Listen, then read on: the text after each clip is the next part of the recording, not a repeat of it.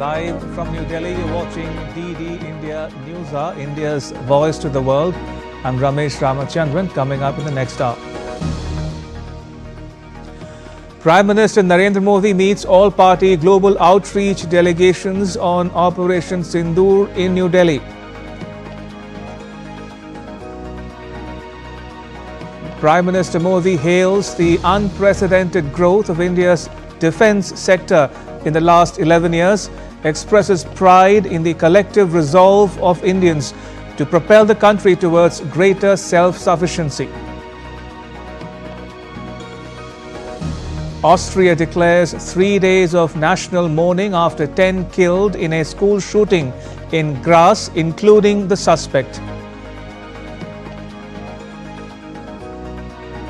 Trump deploys more troops to quell the Los Angeles protests. California governor sues the Trump government for alleged power grab. And Indian astronaut Shubhanshu Shukla to fly to the International Space Station on Wednesday.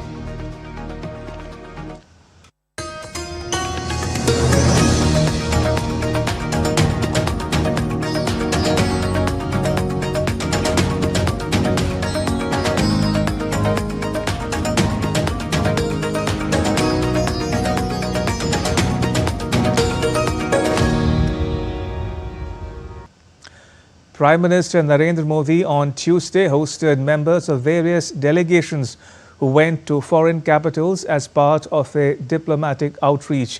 The delegation members spoke about their meetings in different nations.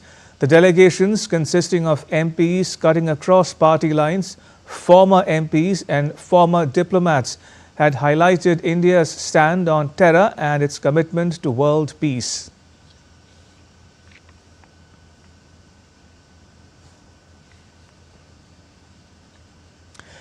The Prime Minister Modi-led government has completed 11 years in office. Up next, we revisit government initiatives in revolutionizing defense capabilities.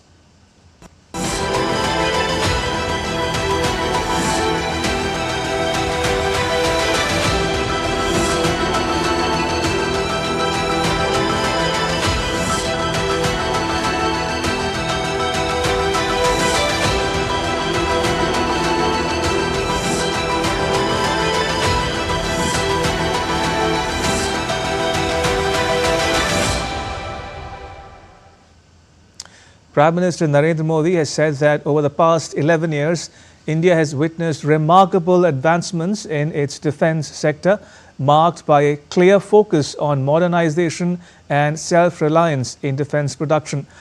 Prime Minister Modi expressed pride in the collective resolve of the people of India and the unwavering determination to propel India towards greater self-sufficiency and technological excellence in defense.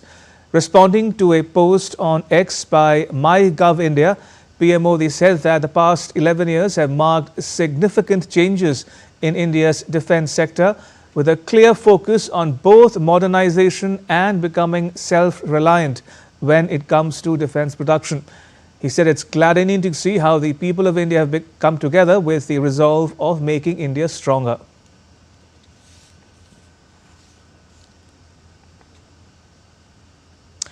In the last 11 years, India's defense sector has undergone a historic transformation under Prime Minister Modi's inspiring leadership, which has led to stronger borders, modern armed forces, indigenous weapons, record defense exports, and global trust. With a $4 trillion economy and a defense budget of $80 billion, India is destined for unprecedented progress.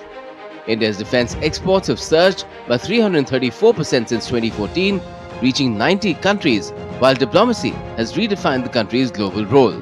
This is a story of a new India, bold, self-reliant and respected across the world.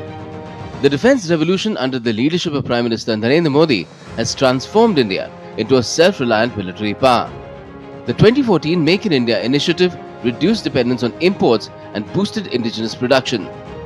Foreign direct investment, or FDI, in defense increased up to 74%, bringing global expertise to India.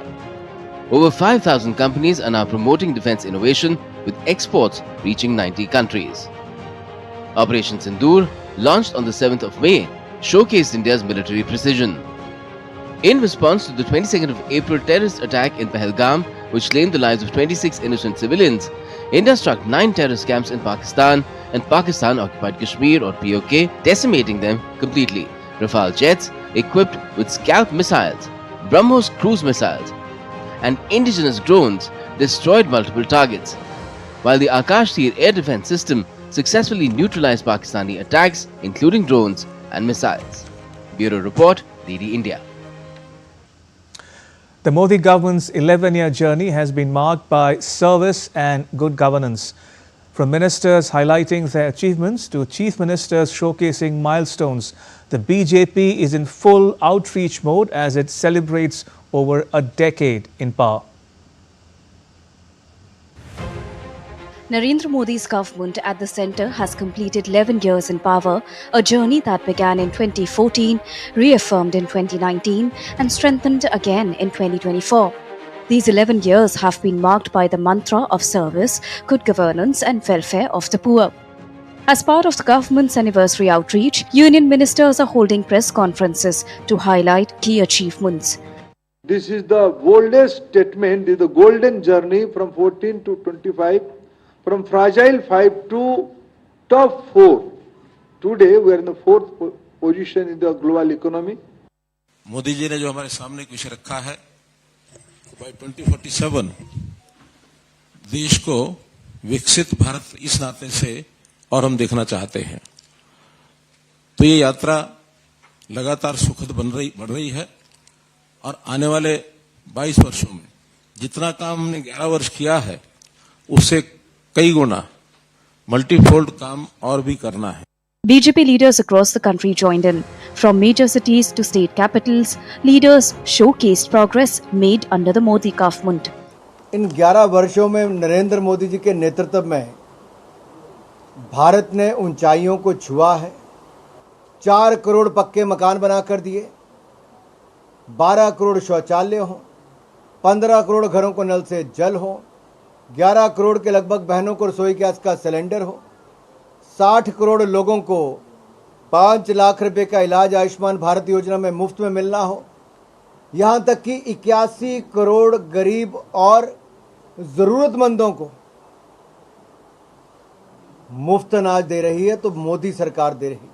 Narendra Modi ji ने भारत के लोकतांत्रिक इतिहास में जितनी भी योजनाओं के माध्यम से राष्ट्र के उत्थान के लिए समर्पित भाव से काम किया है। Chief ministers of BJP ruled states also listed milestones. Bharat को विकसित भारत और आत्मनिर्भर भारत की एक सुदृढ़ नींव का निर्माण करते हुए अगले 25 वर्ष की एक व्यापक कार्य योजना पूरे भारतवासियों के सामने भी प्रस्तुत कर दी है। जितना इंफ्रास्ट्रक्चर दिल्ली सरकार का दिल्ली में है हॉस्पिटल एडमिनिस्ट्रेशन का, उससे ज्यादा केंद्र सरकार का दिल्ली में हॉस्पिटल इंफ्रास्ट्रक्चर है। 1.25 लाख करोड़ रुपए की सड़क परियोजनाओं की सौगात केंद्र ने दिल्ली को दी। As the government marks 11 years, it reiterates its commitment to continue this journey powered by the pillars of service, governance and upliftment of the underprivileged. Bureau Report, DD India. That was all about PM Modi's 11-year-old journey in office. Moving on, in other news, as coral reefs bleach, fish stocks collapse and sea temperatures break new records, world leaders are convening to the French Riviera of Nice for one of the most urgent diplomatic gatherings of the year. Day 2 of the UN Ocean Conference called stakeholders to accelerate action in preserving water bodies. Tripti Tripathi reports.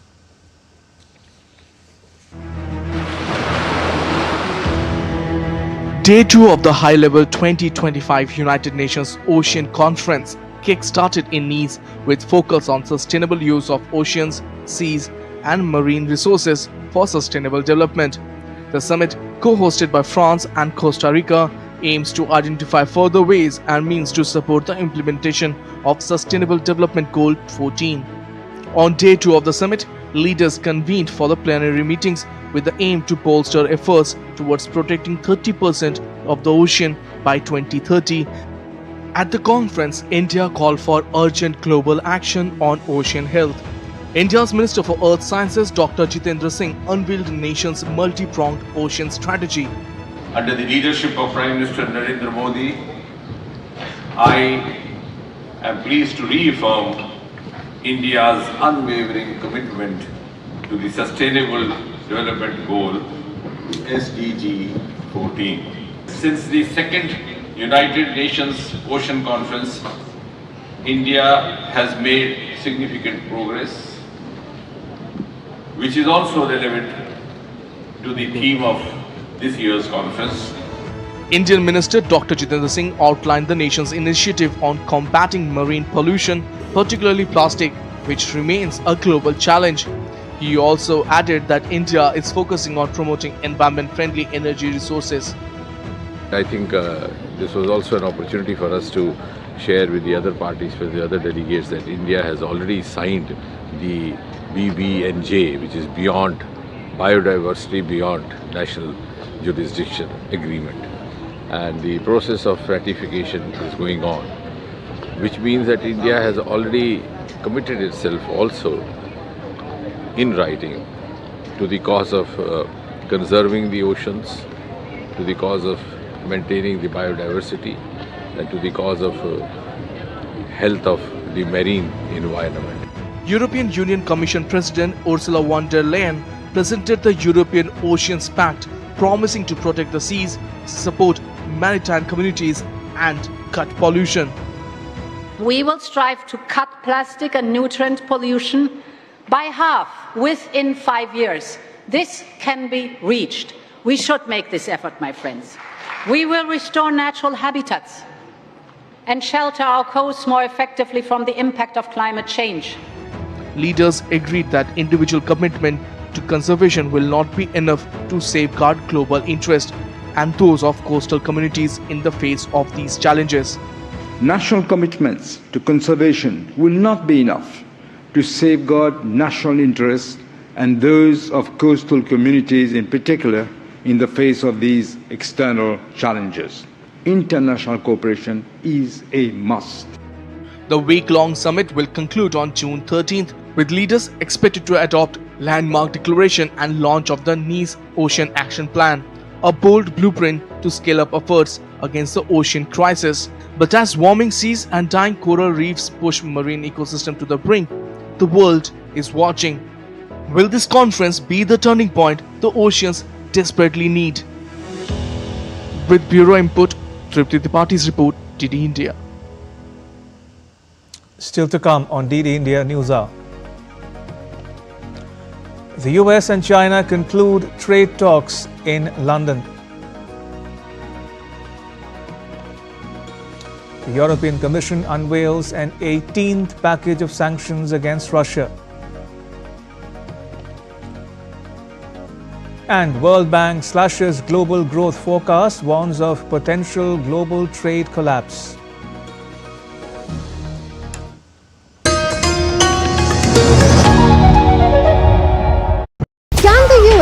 Launch a bombing campaign against Iran. The Philippines vessel suffered structural damage. The saga of child sexual abuse is the United States China's debt trap strategy.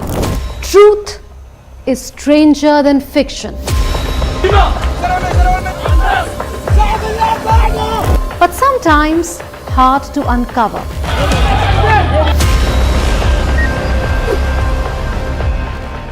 Trust us to tell the truth, unadulterated and pure, of every story that matters to you.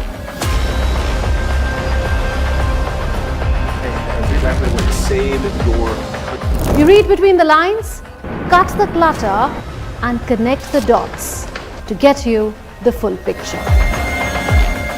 Watch Connecting the Dots at these times with me, only on DD India.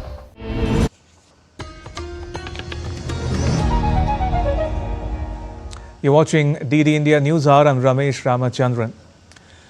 In a shooting incident at a high school in Austria's Graz, 9 people were killed and several seriously injured. Many of the injured were taken to hospital following this tragic event. According to police, the shooter died by suicide. They confirmed that the suspect was a student of the school who had not graduated. Austria will observe 3 days of mourning. The country's Chancellor, Christian Stocker, described the school shooting as a national tragedy. Today is a dark day in the history of our country. The killing spree at a school here in Graz is a national tragedy that shakes us to the core. 9 people were suddenly torn from their lives by this inconceivable act. There are no words to express the pain, the bewilderment, and the grief felt by the whole of Austria. Meanwhile, European Commission President Ursula von der Leyen mourned the victims. The death of innocent children is the worst thing that can happen to a family or a community. My thoughts today are with the families of the deceased, the injured, and their friends and relatives. Schools are symbols of hope, future, and youth. It is infinitely difficult to bear when schools become places of violence and death. The European Commission has proposed an 18th package of sanctions against Russia for its invasion of Ukraine, aimed at Moscow's energy revenues, its banks, and its military industry. European Commission President Ursula von der Leyen on Tuesday said that the new package proposes banning transactions with Russia's Nord Stream gas pipelines, as well as banks that engage in sanctions circumvention. If approved by member states, it would mark the 18th package of sanctions since February 2022, the largest regime ever imposed by the bloc. The plan also features a ban on the Nord Stream pipelines that connect Russia and Germany underwater. The pipelines are currently non-operational, and Berlin has ruled out the prospect of restarting gas transit after the war comes to an end. The Commission has also proposed lowering the G7 price cap on Russian crude oil to $45 a barrel from $60 a barrel in a bid to cut Russia's energy revenues. Von der Leyen said the oil price cap will be discussed at a G7 meeting this week. Proposing an 18th package of hard-biting sanctions. We're targeting basically 2 sectors, the Russian energy sector and the Russian banking sector. We're widening export bans and controls, and we strengthen the anti-circumvention measures. Let me first go on the topic of energy. For the first time, we propose a transaction ban for Nord Stream 1 and Nord Stream 2. This means that no EU operator will be able to engage directly or indirectly in any transaction regarding the Nord Stream pipelines. There is no return to the past. We also propose to lower the oil price cap from $60 to $45 per barrel. In more updates on the Ukraine-Russia conflict, Moscow and Kiev exchanged more prisoners of war on Tuesday. The Russian Defense Ministry did not give details of the numbers involved.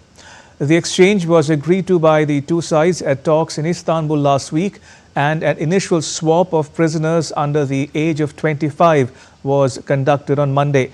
The Defense Ministry in Moscow said that the Russians freed in the latest handover were currently in Belarus, which borders both warring countries, and would be returned to Russia for medical treatment and rehabilitation. Earlier, the Kremlin said it had been ready for several days to start handing over the bodies of Ukrainian soldiers killed in the war, but Kyiv was still discussing details.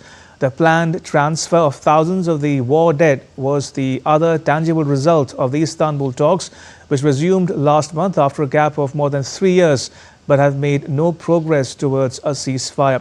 Russia has said that it is ready to hand over the bodies of more than 6,000 Ukrainian soldiers and receive any bodies of Russian soldiers which Kyiv is able to return. Britain's Foreign Minister David Lammy said on Tuesday that the UK, Australia, Canada, New Zealand and Norway have announced sanctions against 2 Israeli ministers, Itamar Ben-Gvir and Bezalel Smotrich, for their repeated incitements of violence against Palestinian communities. Today we are announcing sanctions against those individuals because we have been absolutely clear. This has to stop, and we stand for a two-state solution, and the settler violence that we've seen in the West Bank particularly is entirely unacceptable. And Israel's Foreign Minister Gideon Saar responded by saying the move is outrageous and that the Israeli government would hold a special meeting early next week to decide how to respond to the unacceptable decision. We were informed about UK decision to include 2 of our ministers on the British sanctions list. It is outrageous that elected representatives and members of the government are subjected to this kind of measures. I discussed it earlier today with Prime Minister Netanyahu, and we will hold a special government meeting early next week to decide on our response to this unacceptable decision. Prime Minister Modi on Tuesday hosted members of various delegations who went to foreign capitals as part of a diplomatic outreach. The delegation members spoke about their meetings in different nations. The delegations, consisting of MPs cutting across party lines, former MPs and former diplomats, had highlighted India's stand on terror and its commitment to world peace. Right, so these are some of the latest visuals coming to you from New Delhi of the Prime Minister interacting with the lawmakers who were part of a multi-party delegation that travelled to foreign capitals to sensitize their governments on India's Operation Sindoor, India's policy of zero tolerance on terrorism, and exposing Pakistan's complicity in the 22nd April Pahalgam terror attack. The delegations, 7 in all, returned to New Delhi a few days ago, and this is the first meeting that they've had with the Prime Minister, informing him of their accomplishments during their journeys across continents and also apprising him of the response they received in the interactions in various capitals around the world.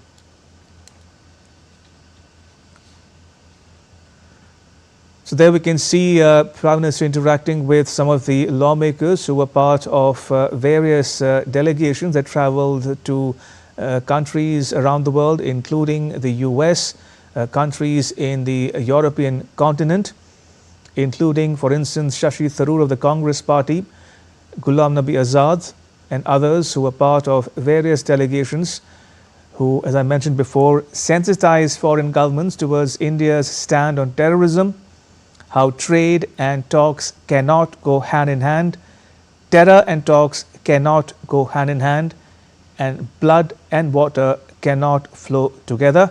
The delegation also apprised foreign governments of India's stand on the Indus Waters Treaty that has been put in abeyance following the 22nd April Pahalgam terror attack. The delegation included sitting members of parliament from both houses, the Lok Sabha and the Rajya Sabha, as well as former lawmakers and former diplomats representing the Ministry of External Affairs. So this meeting that you see on your screens took place in New Delhi a short while ago. The Prime Minister interacting with the members of various delegations that travelled to foreign countries after the 22nd April Pahalgam attack and the Indian response by way of Operation Sindoor, retaliation to those terror attacks in Pahalgam. And joining me for more on the phone line from New Delhi is my colleague Arun Sharma. Arun, walk our viewers through the details that you can pick up and share with the viewers on this much important meeting.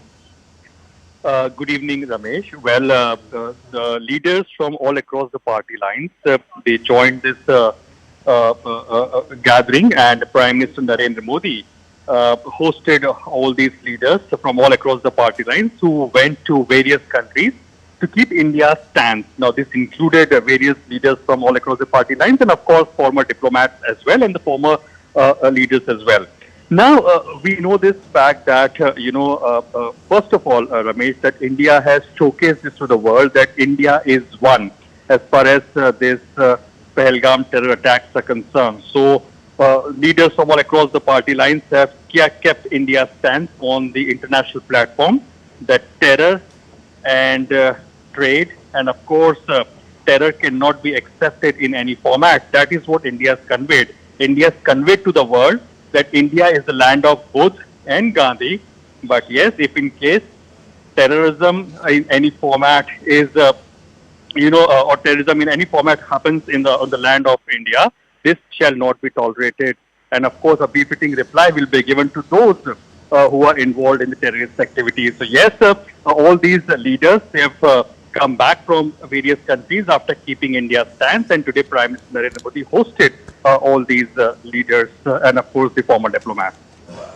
I believe there Arun Sharma reporting there on the Prime Minister's just concluded meeting in New Delhi with members of various delegations that were travelling to foreign countries, foreign capitals to sensitize their governments on India's stand on terrorism, India's zero tolerance policy on terrorism, and India's Operation Sindoor in retaliation to the 22nd April terror attack in Pahalgam that claimed more than a dozen lives.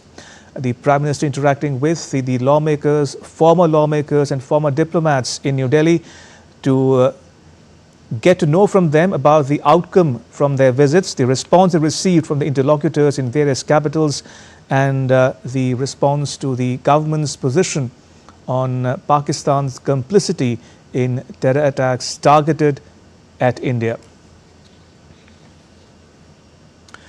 Well, let's pull up some more news for you. Britain has selected Rolls-Royce SMR to build the country's first small modular nuclear reactors. This step is part of the UK's plan to speed up decarbonisation of the power network from the mid-2030s. Prime Minister Keir Starmer said that the country's own energy gives it security and independence. It's about saying that having our own energy in this country that we control gives us security, gives us independence, so Putin can't put his boot on our throat, and it means that we can control the prices in a way that we haven't been able to in recent years, which has meant very high prices for businesses, for households and for families. Top US and Chinese economic officials concluded trade talks in London on Tuesday, aiming to bridge divides on critical export controls and ease global supply chain concerns. The second day of negotiations follows a productive first day on Monday, with both delegations seeking a breakthrough on issues such as rare earths. The talks are crucial to preventing further supply chain disruptions and mitigating risks to global economic growth. The US delegation was led by Treasury Secretary Scott Bessent, Commerce Secretary Howard Lutnick, and Trade Representative Jamieson Greer. China was represented by Vice Premier He Lifeng. The World Bank on Tuesday slashed its global growth forecast for 2025 by 0.4 percentage point to 2.3%, saying that higher tariffs and heightened uncertainty posed a significant headwind for nearly all economies. In its twice-yearly Global Economic Prospects report, the bank lowered its forecast for nearly 70% of all economies, including the US, China and Europe, as well as 6 emerging market regions. The World Bank is the latest body to cut its growth forecast as a result of Trump's erratic trade policies, although US officials insist the negative consequences will be offset by a surge in investment and still to be approved tax cuts. The bank stopped short of forecasting a recession but said global economic growth this year would be its weakest outside of a recession since 2008. By 2027, global gross domestic product growth was expected to average just 2.5%, the slowest pace of any decade since the 1960s.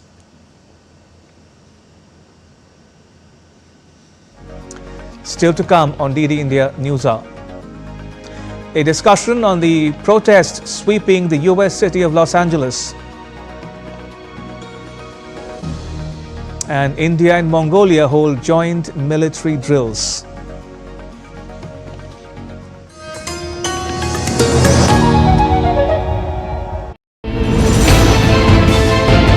geopolitics and trade deals.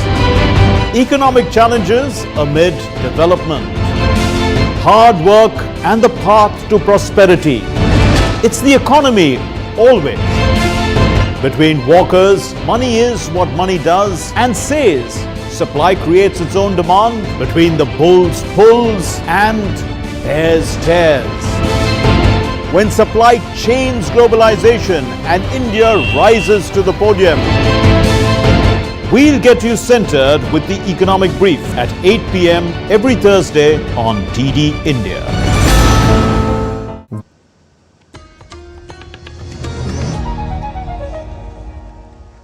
You're watching DD India NewsHour. I'm Ramesh Ramachandran. Following a series of immigration enforcement raids in Los Angeles, protests have erupted across several U.S. cities. Demonstrators clashed with law enforcement and vehicles were set ablaze as tensions escalated. In response, Trump deployed more troops to Los Angeles. Meanwhile, California has filed a lawsuit against the Trump government over the deployment of troops to Los Angeles. Mihir Makuri has the details. The United States of America, once hailed as the bastion of freedom, now finds itself grappling with internal strife as its own citizens question the very essence of liberty.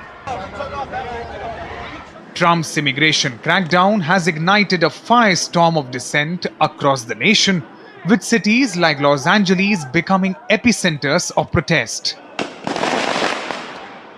We're sick of Trump, we're sick of everything. They're taking families away. We just want to be left alone, and I think America's really scary right now, and the only thing that kind of brings us hope is being here all together. In Los Angeles, the streets have transformed into battlegrounds.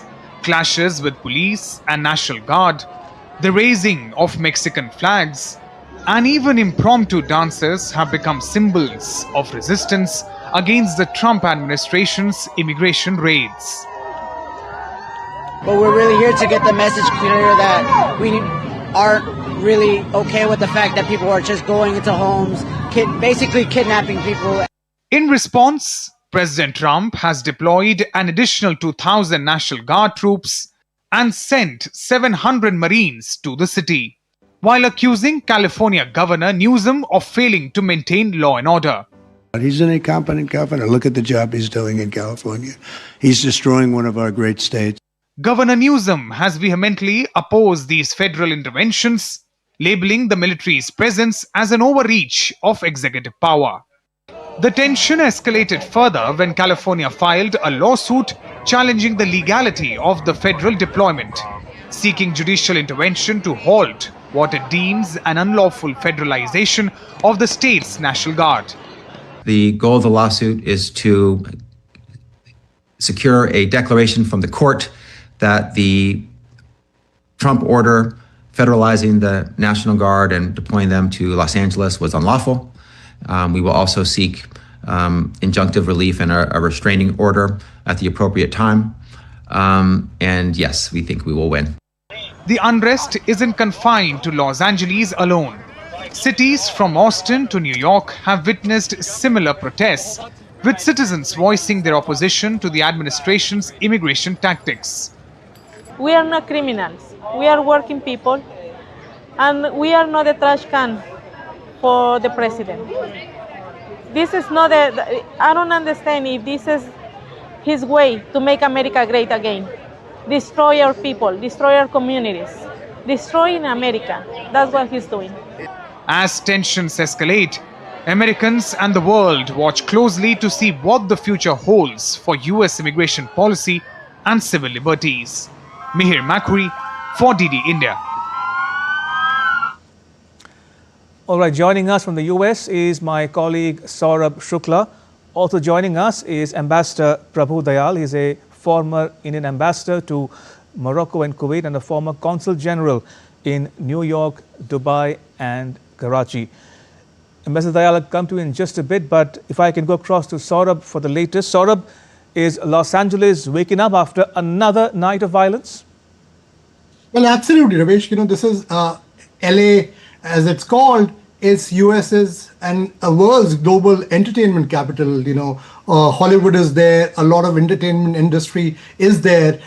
Certainly today itself, there have been some sporadic incidents of violence, and obviously local officials are saying that these are fringe groups which are now taking over from genuine protesters. But this is a challenge, because what has happened is not only pose a challenge to these ICE raids, it's also posed a challenge in some ways because Governor Gavin Newsom, who's a Democrat, the California governor, they have sued President Trump for outreaching by saying that he's called in a National Guard and Marines, sidestepping the authority of a governor, even though they have not been deployed. But certainly tensions are simmering on the political scale as well, as the city tries to bring back to normalcy, which is seen a spate or nights of violent protest.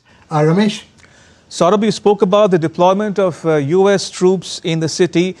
Tell our viewers, why is it so controversial?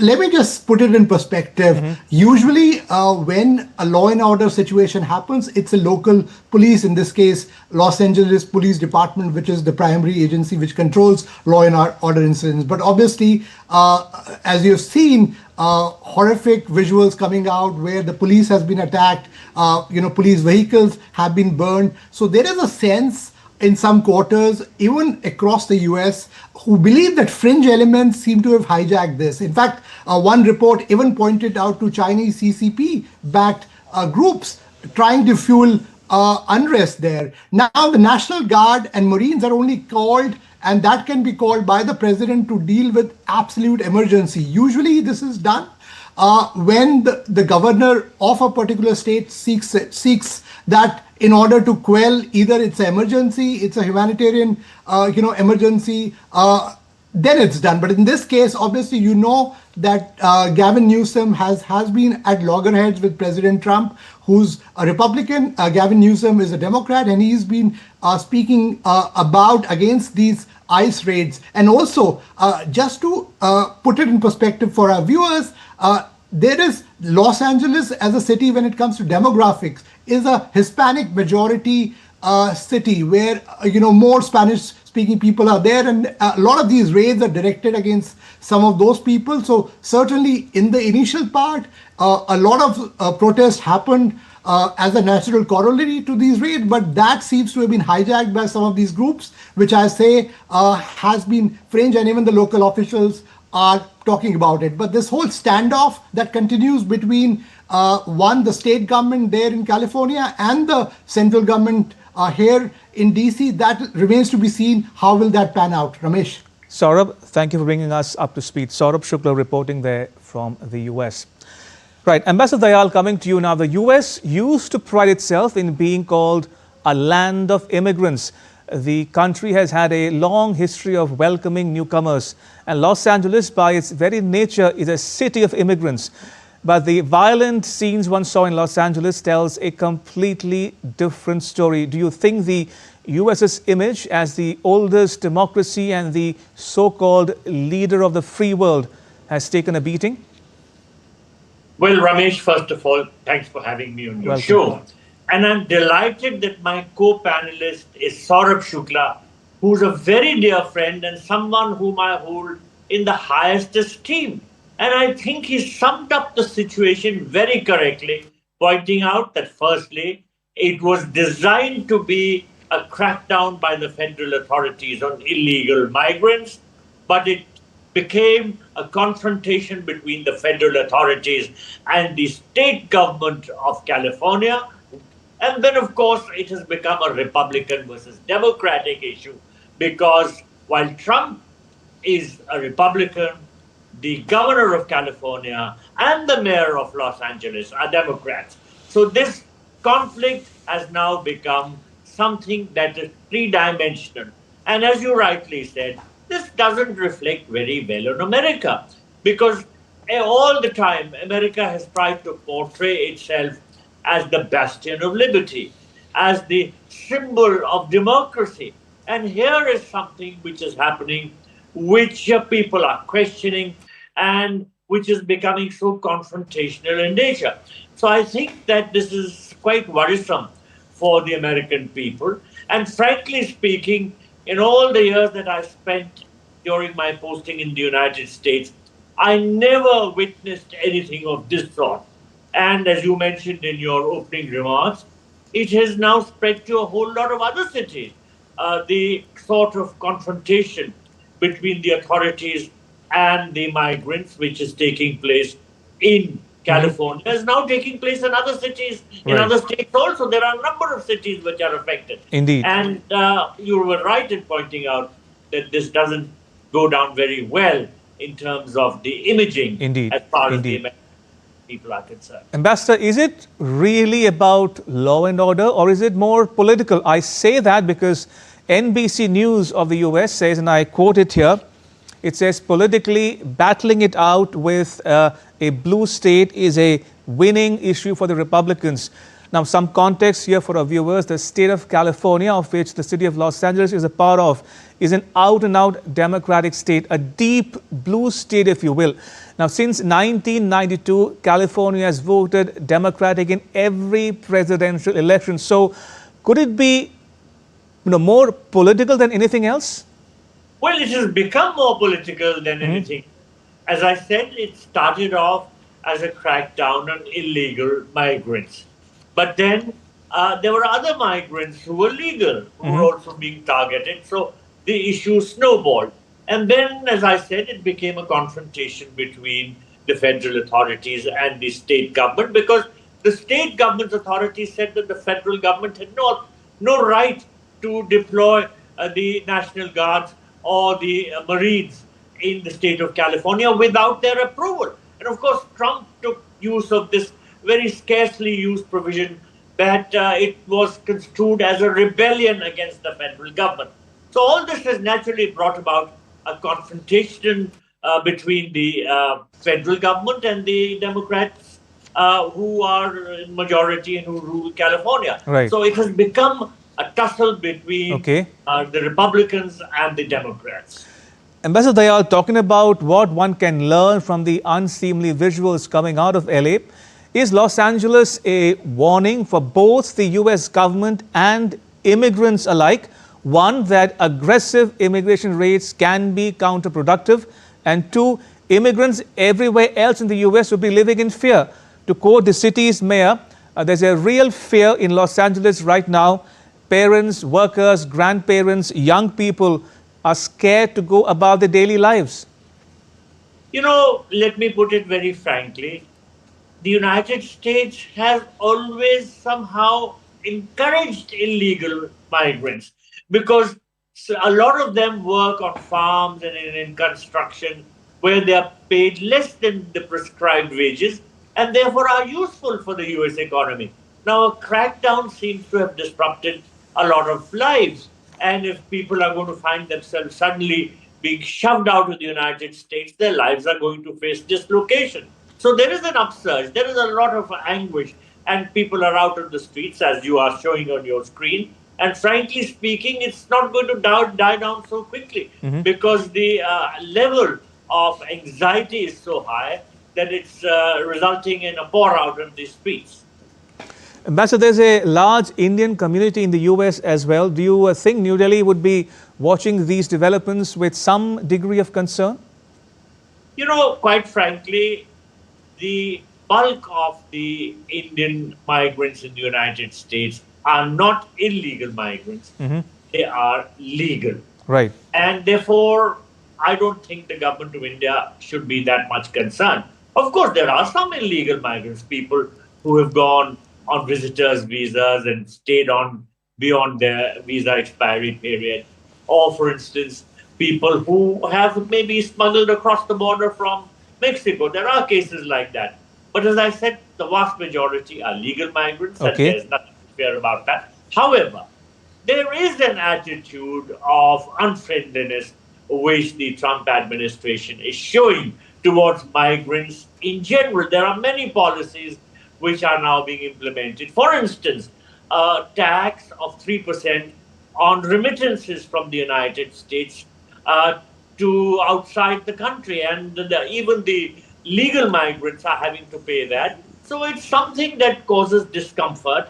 Let us wait and see how the government of India reacts. But at the moment, in the context of what's happening in Los Angeles and which is spreading to other cities, it is a conflict between the federal authorities and the illegal migrants on one hand, a conflict between the Republicans and the Democrats, and yet again a conflict between the federal authorities and the state government, because the state government feels that the federal authorities are doing things which they are not entitled to do in terms of the Constitution, and therefore they are exceeding their authority.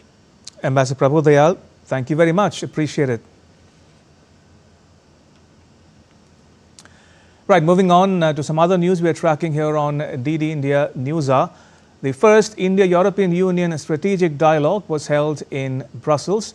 External Affairs Minister S. Jaishankar and EU High Representative for Foreign Affairs Kaja Kallas held discussions on deepening cooperation in defense, maritime security, counter-terrorism, cyber, AI, space and defense industry collaborations. The two leaders shared their perspective on the Indo-Pacific and the situation in Europe and West Asia. Minister Jaishankar said that India supports the goal of concluding a balanced India-EU free trade agreement by the end of this year. Creating stronger economic and technology partnerships between major players, we believe has acquired even greater value. It is with that perspective that we support the goal of concluding an ambitious and balanced India-EU FTA by the end of the year. We also see great benefit in holding an early meeting of the Trade and Technology Council. And speaking about terrorism, the minister said that India strongly believes that there must be a zero-tolerance policy for terrorism in all its forms and manifestations. We strongly believe that there must be zero tolerance for terrorism in all its forms and manifestations. In that context, it is also essential that we never yield to nuclear blackmail. This is a shared and interconnected challenge for the global community, and it is imperative that there is strong international cooperation and understanding on the matter. Minister Jaishankar called on Belgium's Prime Minister Bart de Wever. He conveyed the warm greetings of Prime Minister Narendra Modi. They discussed furthering cooperation in trade, security, defense, investment, clean energy, semiconductor and innovation. Earlier, Minister Jaishankar called on the President of the European Commission, Ursula von der Leyen, in Brussels. He praised her strong condemnation of the Pahalgam attack and solidarity in combating terrorism. Both sides acknowledged the benefits of enhancing cooperation in trade, technology, connectivity and security to deepen the India-EU partnership. Minister Jaishankar is on an official visit to France, EU and Belgium from the 8th to the 14th of June to further deepen India's friendly relations and give renewed momentum to ongoing cooperation in diverse areas. Commerce and Industry Minister Piyush Goyal expressed confidence in the ongoing negotiations for a bilateral trade agreement between India and the United States. Speaking to the media during his official visit to Switzerland on Tuesday, Minister Goyal emphasized the potential of the deal to significantly enhance economic cooperation between the two nations. Well, both America and India are very close friends, allies, and strategic partners. For us, the relationship with the United States of America as our largest bilateral trade partner and as a country which is home to millions of persons of Indian origin, a country with which we have shared very, very strong ties, whether in the world of business or geopolitically. We believe it's an opportunity for us to expand our bilateral trade and strengthen our partnership. Minister for Electronics and Information Technology Ashwini Vaishnav attended the inauguration ceremony of Tamil AI at IIT Madras Research Park in Chennai on Tuesday. Tamil AI is a project to develop artificial intelligence tasks specifically for the Tamil language. The minister virtually attended the inauguration ceremony online and said that this initiative marks a new era in integrating cutting-edge technology with one of the world's oldest and richest languages. Are following our Prime Minister's vision of democratizing technology. In the field of AI, we have set up an AI mission where our entire thrust is on developing common compute facility, solutions which can be used in our country, develop models which can be used in the very diverse society of ours, and make sure that we can have some technological solutions for keeping AI safe, hoping that Tamil Nadu will get the most modern industries. The 17th edition of a military exercise codenamed Nomadic Elephant 2025 between India and Mongolia is underway at the Special Forces Training Center in Mongolia's capital, Ulaanbaatar. Focused on the conduct of non-conventional operations in semi-urban and mountainous terrain under a United Nations mandate, the exercise aims to enhance the operational capabilities of both forces. This collaboration not only boosts the defense capabilities of India and Mongolia, but also reaffirms their shared commitment to promoting peace, security and stability in the region.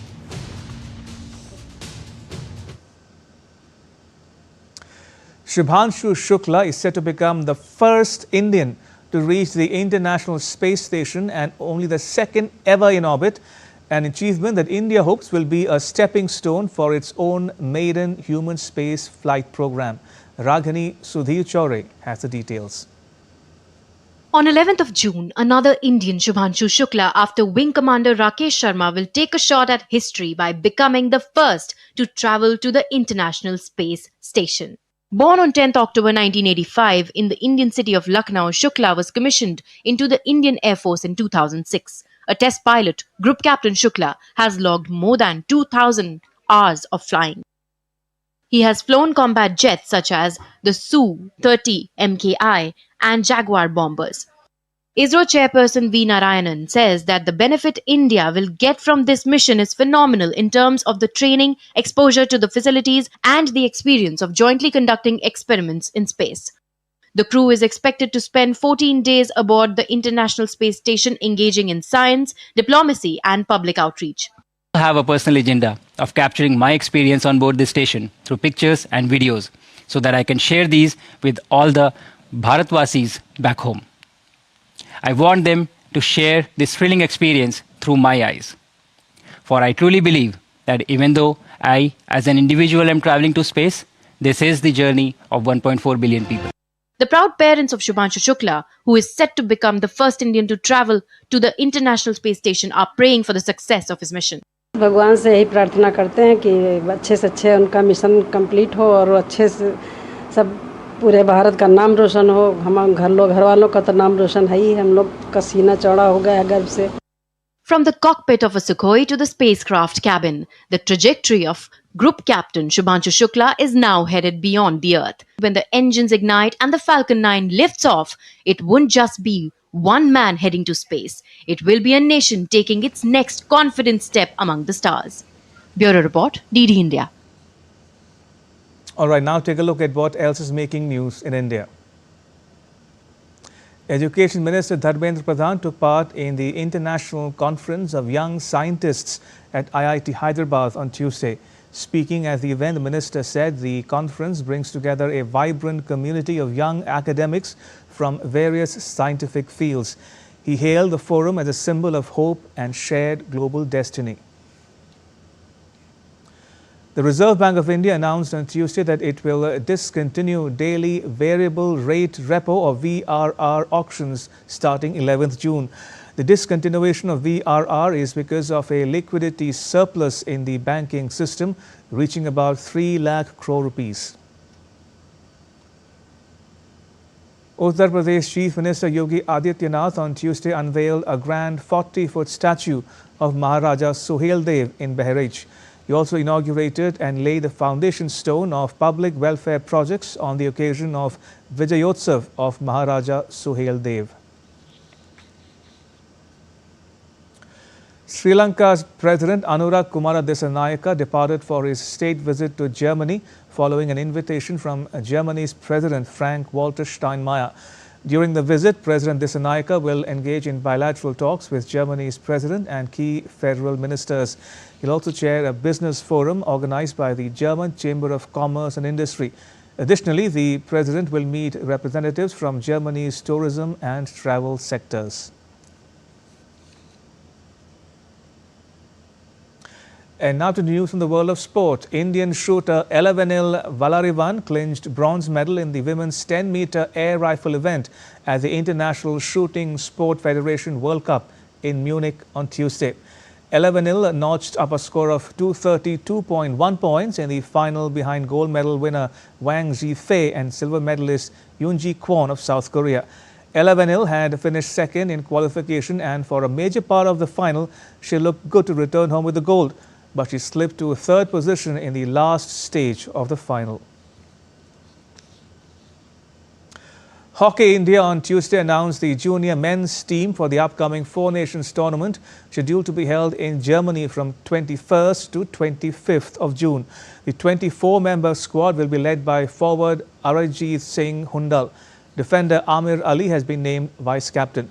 Each team will play against every other team in a single round-robin pool stage. The top two teams will then face off in the final.